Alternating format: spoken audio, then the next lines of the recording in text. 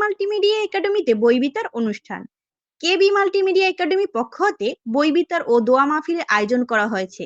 উক্ত অনুষ্ঠান সঞ্চালনা করেন কেবি মাল্টিমিডিয়ার একাডেমি এর প্রতিষ্ঠাতা প্রধান শিক্ষক প্রভাষক বিশ্বজিৎ দেব। শিক্ষিত করে দেওয়া সংক্রান্তে আমাদের এই সমাজ শিক্ষিত লোকের অভাব নেই, অনেক শিক্ষিত লোক আছে এই সমাজে।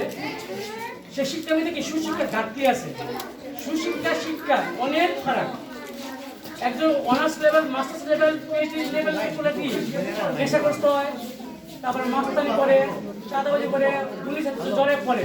উনি শিক্ষিত বাচ্চাদের যে মেধাবী বলি, মেধাবী শব্দ চলে আসতেছে না। আমি চাচ্ছি যে সুশিক্ষাকে শিক্ষিত করা যায়, যার মধ্যে আদর্শ থাকবে হলো দেশপ্রেম, মমত্ববোধ, মানবতা এবং শ্রদ্ধা, ভালোবাসা, এই বিষয়টি তারা নিয়ে যে বড় হতে পারে, এইগুলো করে আমরা শিক্ষা কাজে চালু করছি।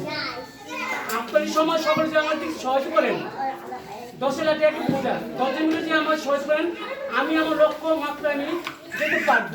এবং সার্বিক বিষয় নিয়ে আলোচনা করেন কুমিল্লা ক্রিয়েটিভ ইন্টারন্যাশনাল কলেজের সম্মানিত পরিচালক মোহাম্মদ আব্দুল জলিল। বড় বড় বাচ্চাদেরকে পড়ানো একটু সঞ্চালন কষ্ট, এই কষ্টের মধ্যে আপনারা অভিভাবকরা সহ সহযোগিতা করলে আমাদের যে অভিজ্ঞ শিক্ষক মহিলা আছে, বিশেষ করে বাচ্চাদের জন্য সরকারও চাইছে বিভিন্ন সময় মহিলা শিক্ষিকা হলে বাচ্চাদের শিক্ষার জন্য ভালো। পাশাপাশি সবাই শিক্ষার সাথে জড়িত।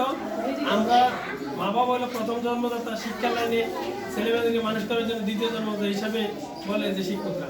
এই শিক্ষক এবং অভিভাবকের সমন্বয়ে এই কার্যক্রম বাস্তবায়নের ক্ষেত্রে আবার আমরা যারা প্রতিবেশী এলাকাবাসী একে অপরের সাথে সহযোগিতা করে বুদ্ধি পরামর্শ যেখানে যার অবস্থান থেকে সহযোগিতা করবো।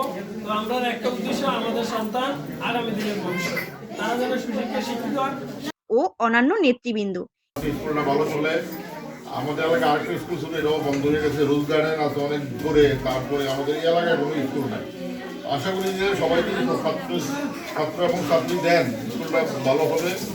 এই সময় দোয়া ও মোনাজাত করেন বেগম করফুলের নেসা ফাউন্ডেশন মাদ্রাসা ও এতিমখানা প্রধান শিক্ষক হাফিজ মোহাম্মদ ওমর ফারুক হেলালি।